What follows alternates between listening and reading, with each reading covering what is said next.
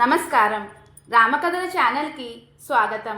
ఈరోజు మనం శ్రీరాముడు అత్రి మహర్షి ఆశ్రమంనకు వెళ్ళుట, అనసూయాదేవి సీతాదేవికి స్త్రీ ధర్మాల గురించి వివరించుట అనే విషయాల గురించి తెలుసుకుందాం.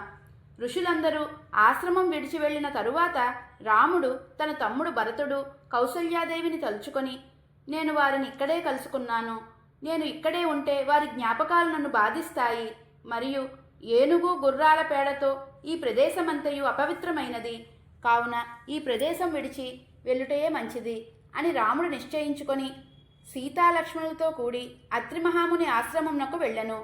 అక్కడ మహాముని దర్శనం చేసుకొని పాదాభివందనం చేసెను. అంతటా మహాముని సీతారామలక్ష్మణులకు సత్కారాలు జరిపెను.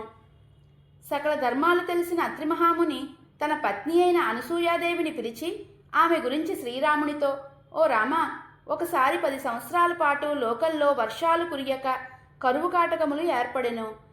తిండి లేక నీరు లేక ప్రజలు బాధపడెను. అప్పుడు అనసూయాదేవి కఠోరమైన తపస్సు చేసి కందమూల ఫలములను సృష్టించుటయే కాక గంగానదిని ప్రవహింపజేసి లోకంలో ఆకలి దప్పికలను తీర్చెను. మరియు చాంద్రాయనాది రథములు జరిపి ఋషీశ్వరులకు తపస్సులో ఎదురైన విఘ్నములను తొలగించెను. అంతేకాదు దేవకార్యముల గురించి 10 రాత్రులను ఒక్క రాత్రిగా మార్చి వారికి సహాయపడెను. ఈమె నీకు తల్లి వంటిది, ఈమె ఎన్నడూ కోపం ఎరుగదు, శాంతిమూర్తిగా కీర్తి వహించింది, పెద్ద ముత్తైదువ. ఈమె తన కర్మలచే అనసూయగా ప్రసిద్ధిగాంచినది, ఈమెకు అసూయన్నదే లేదు. సీతాదేవి ఈమెను అనుసరించవలను అని చెప్పగానే రాముడు సీతాదేవితో, ఓ సీత, ఈ మహర్షి పలుకులు విన్నావు కదా, నీవు అనసూయాదేవిని అనుసరించుము అని చెప్పగా సీతాదేవి ఆమెను అనుసరించెను. అనసూయాదేవి యొక్క శరీరము పట్టు తప్పినది, చర్మం ముడతలు పడినది, తల వెంట్రుకలు తెల్లగా మారినవి. ఆమె వణికిపోచూ ఉండెను. ఆమెకు సీతాదేవి నమస్కరించి క్షేమ సమాచారాల గురించి అడిగాను.